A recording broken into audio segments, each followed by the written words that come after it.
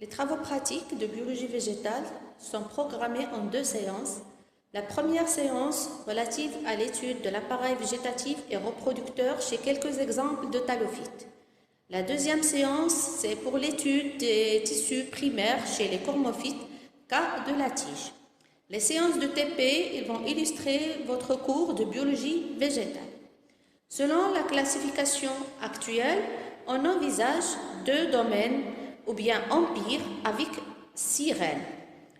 Alors le domaine des prokaryotes, qui sont des organismes archaïques dont leurs cellules présentent une structure et organisation très simple, dont fait partie les thalophytes prokaryotes, ou bien on les appelle, c'est des cyanophycées ou algues bleues.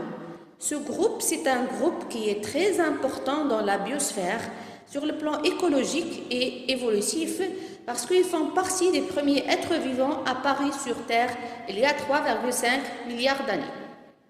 Par contre, pour les thalophytes eucaryotes qui font partie du règne des végétaux qui appartient au domaine des eucaryotes, aux eucaryotes, ils ont une cellule qui est vraiment caractérisée par la présence d'un vrai noyau, présence d'une compartimentation.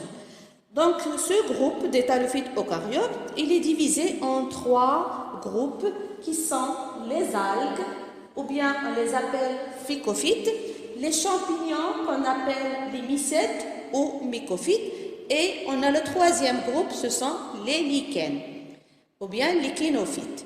Alors, lichen, c'est une association symbiotique entre un champignon et une algue, ou bien entre un champignon et une cyanobactérie.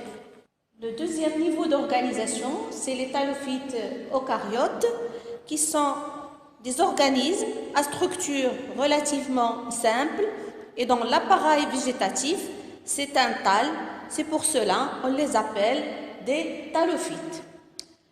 Le 3e niveau d'organisation des végétaux est celui des végétaux supérieurs qui correspond à des organismes toujours pluricellulaires dont les cellules eucaryotes sont réunies en tissus structurés d'une manière précise. Ces tissus forment à leur tour des organes différenciés et l'appareil ainsi constitué qui a une structure plus complexe qu'un thale est appelé un cormus. Et on les appelle, après avoir vu cet bref aperçu sur les différents types d'appareils végétatifs rencontrés chez les algues ainsi que chez les champignons, on va étudier quelques exemples de thales chez les algues et chez les champignons. Donc le premier exemple que vous allez voir au cours de cette séance de TP, c'est un thale unicellulaire. On va étudier le Saccharomyces cerevisiae.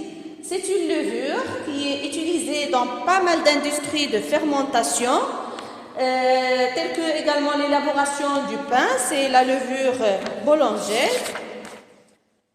On va mélanger un peu d'eau avec quelques miettes de levure jusqu'à l'obtention d'une solution légèrement laiteuse.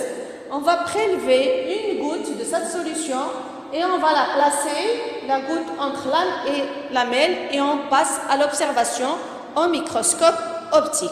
Nous allons observer ce que vous voyez, donc des cellules qui sont de forme ovoïde et qui sont isolées, ou bien ils peuvent être collées les unes aux autres, formant ce qu'on appelle un pseudo-mycélium.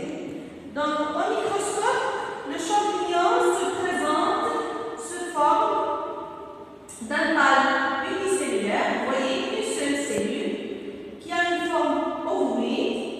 C'est pour cela que c'est une levure. Et si vous constatez la photo, on trouve des formes variables.